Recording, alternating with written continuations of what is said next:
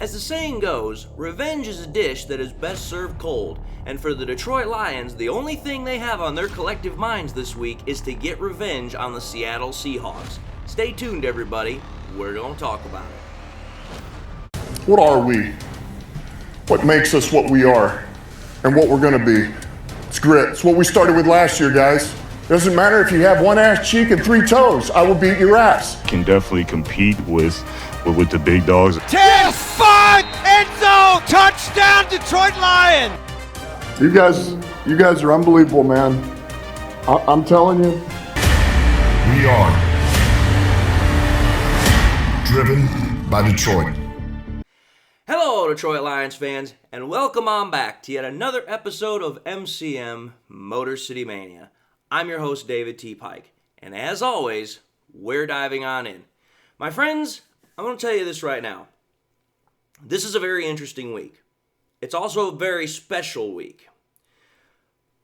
For all of those that have been actual true Detroit Lions fans, and I'm not talking about the ones that just jumped on the bandwagon last year. I'm not even talking about the ones that have jumped on the bandwagon this year. I'm talking about those that go all the way back to 2021, and those that are even from beyond that. You know that this game this week is a very special one. Now, why is it a special one? The reason why it's a special one is because this is going to be the fourth straight season that the Lions are going to play the Seattle Seahawks in a row. Now, let's understand why that is important. When it comes to the schedule, typically the way it works is that you don't typically play a team this many times in a row over the course of seasons. Now, obviously, when you play divisional opponents, that's a different story. You're going to play them at least twice every year. But the fact that the Lions have played the Seattle Seahawks 4 straight times, that's a little bit of an anomaly. Now, obviously, the Seahawks are an NFC conference opponent, so they're going to play them at least a little bit more frequently than, say, an AFC opponent. But the fact that we've played them now for a 4th straight year running, when there's 16, NFC opponents, that's a little bit of an anomaly, because usually there is some sort of a gap in between there where other teams are going to play you. But this is the 4th straight year we're playing them.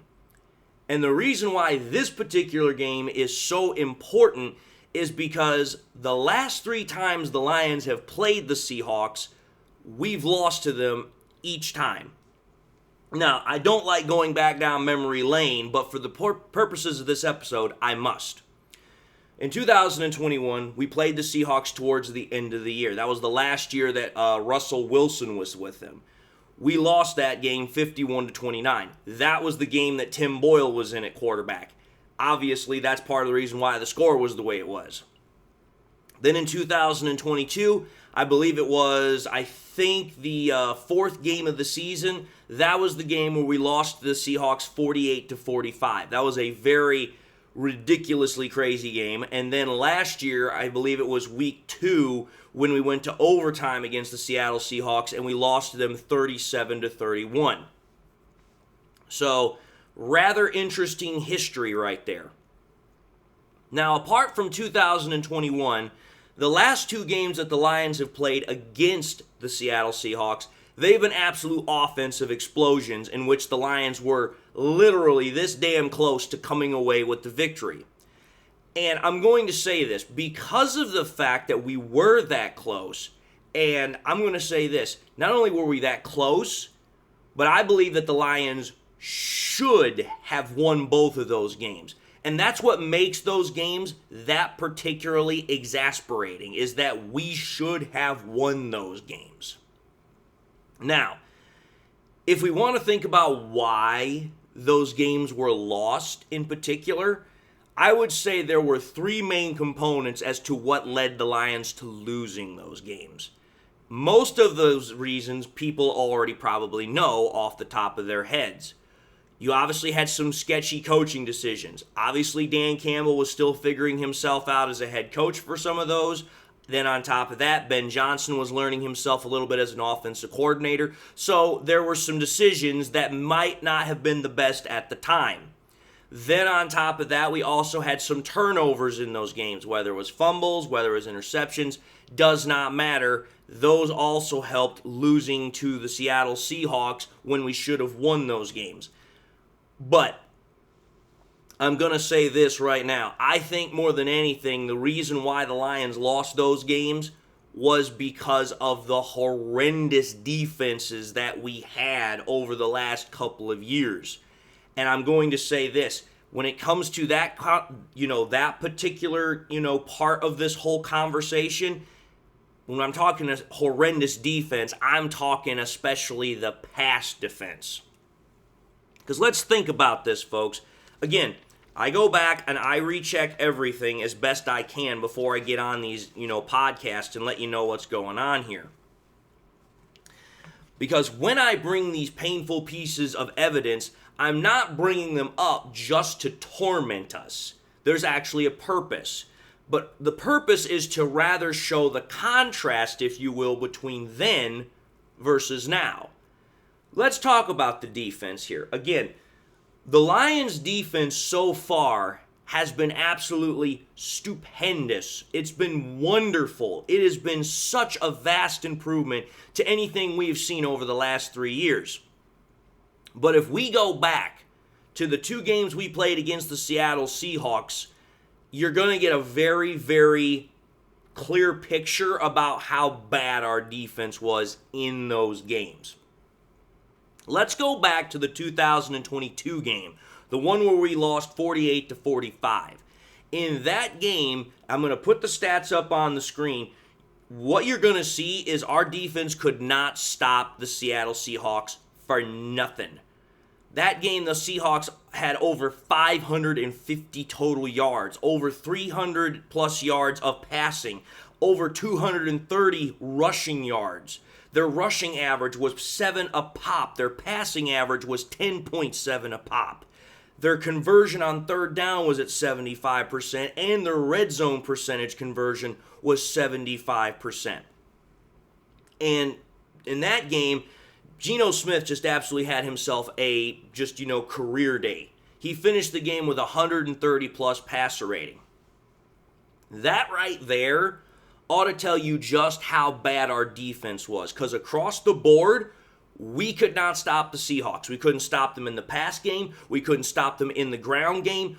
And we sure as hell couldn't keep them out of the end zone or stop them on third down. The point of the matter was, it was a complete, total defensive failure. So that was 2022. Now we move to 2023, which was last year's game.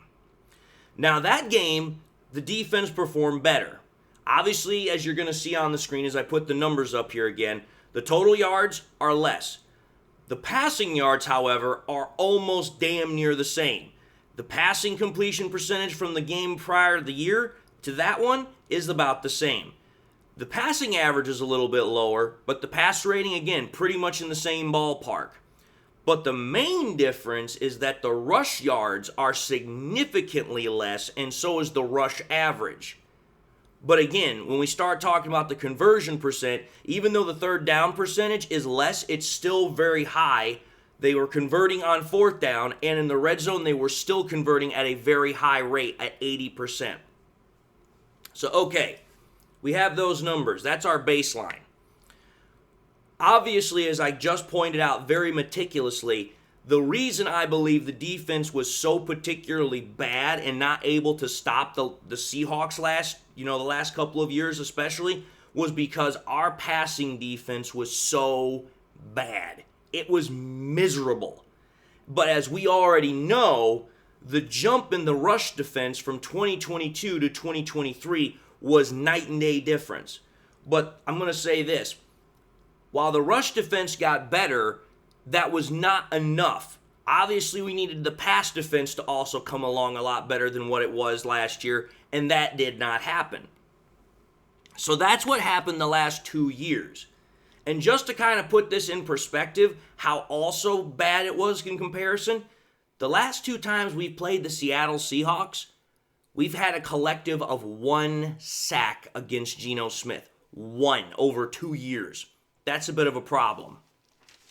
Now, Obviously, we know that this is not a reflection of the current, effort and the current output of the Lions defense, because the Lions defense, as I said, has been playing absolutely wonderful. Again, I took a look at the stats. So far for the Detroit Lions this year, put the stats up on the screen. Over the last 3 games, you're going to notice something. Virtually every single statistic, except save a couple, the Lions are in multiple categories where they are ranked top 10 or they're ranked top 5. Some of them are actually top 3. That ought to show you just how much of a vast improvement we're talking about here from the last couple of years to now. Now, obviously, the passing defensive numbers are still on the average side.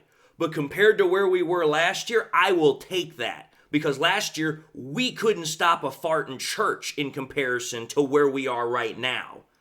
So, taking a look at the whole comparison here, the Lions' defense, night and day difference. So what I'm trying to get at here is where the Lions were where the Lions were ultimately failing against the Seahawks the last couple of years with their defense. I believe that this defense, at least based on the numbers, in theory, should be much better suited and capable to handle the Seattle Seahawks offense.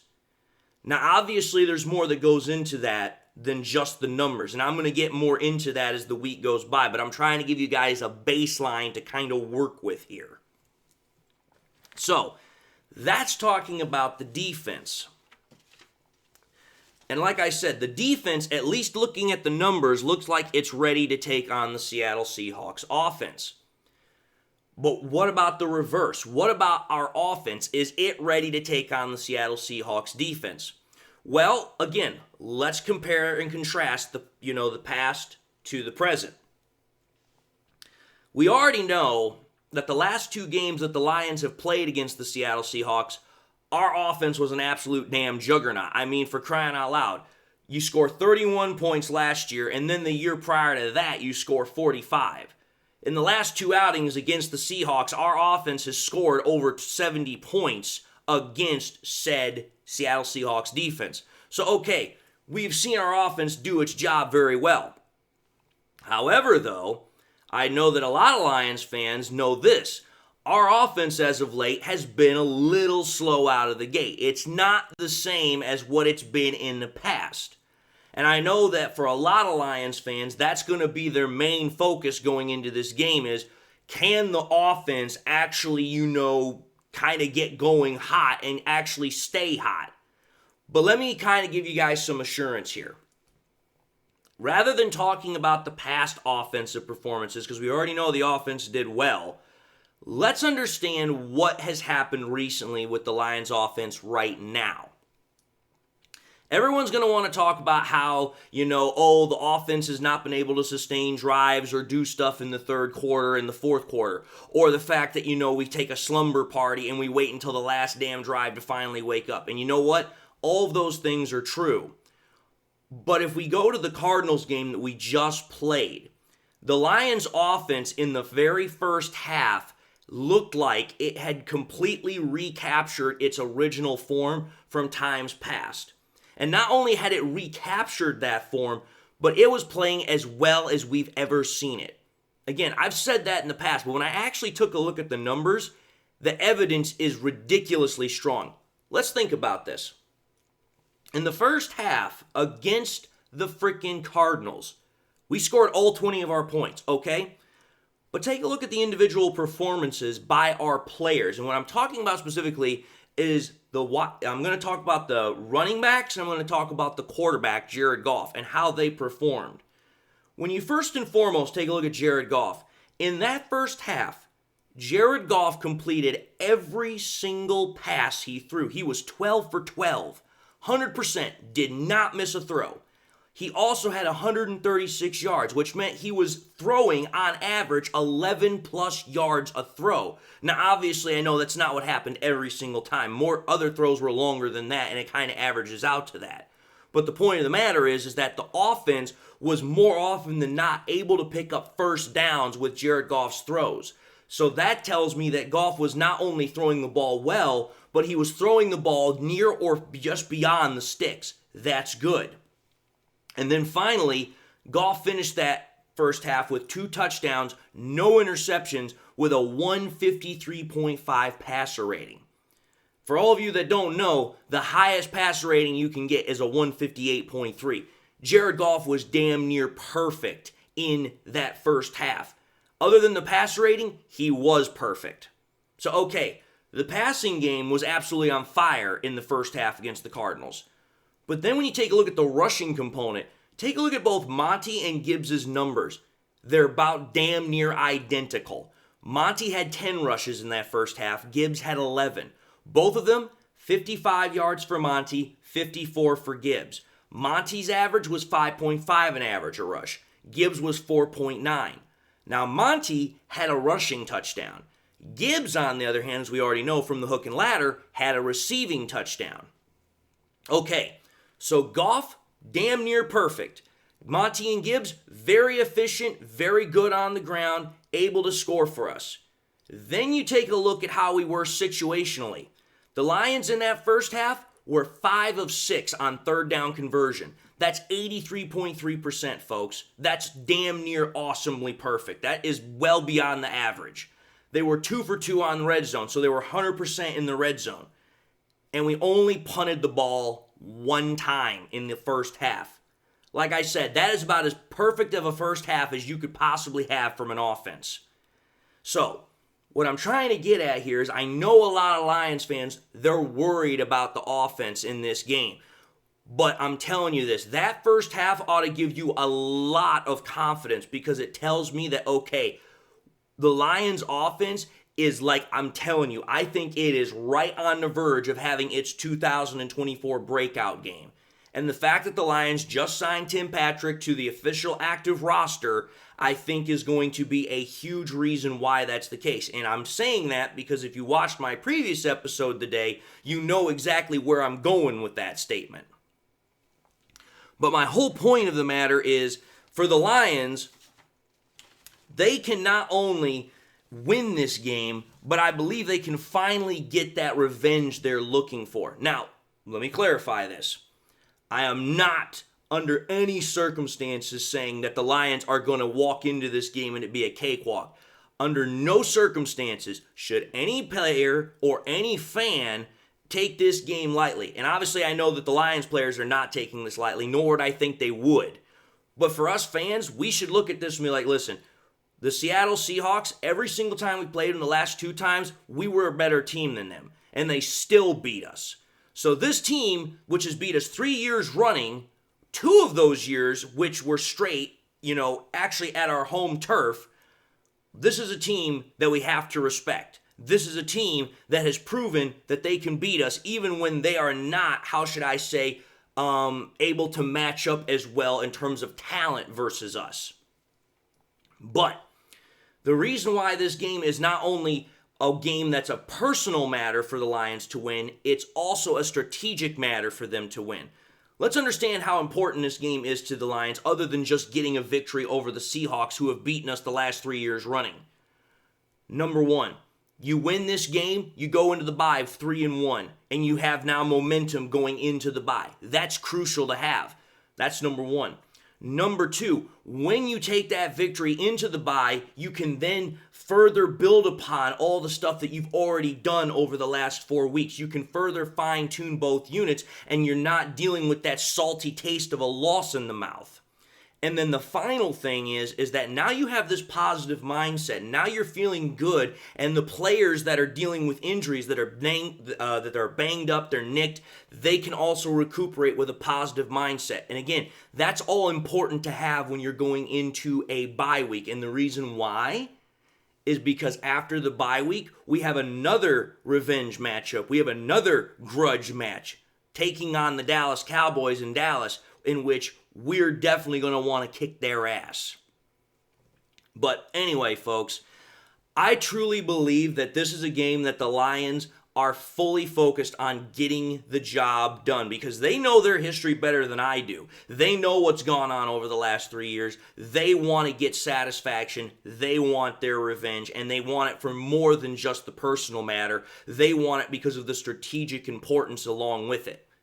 So, having said that, I'm going to end this episode having explained my position and say thank you all for watching in another episode of MCM Motor City Mania. If you like what you saw, by all means, I highly encourage y'all to watch the next episode. Also encourage y'all to do one of these 3 things: like, comment, and subscribe to the channel. If by chance you subscribed in the past and you forgot to do so at the time, I want to also encourage y'all, please make sure you hit that bell notification icon as well, so that way you guys never miss any more content that I push out. And I want to encourage y'all to share this content with your Lions friends and family members. Share it here on YouTube, share it on Twitter, share it on Facebook, share it anywhere and everywhere you can with everybody and anybody that you can. The more we can share it, the greater the channel can grow and spread, which allows us to bring in new content viewers. And with that being said, whether you've been a long-time viewer or this is your first time viewing, I hope y'all enjoyed the content. And on top of that, I hope y'all got something in your life that makes you happy and makes you smile. God bless, my friends. And until the next time we meet, I'll see you all in the next episode.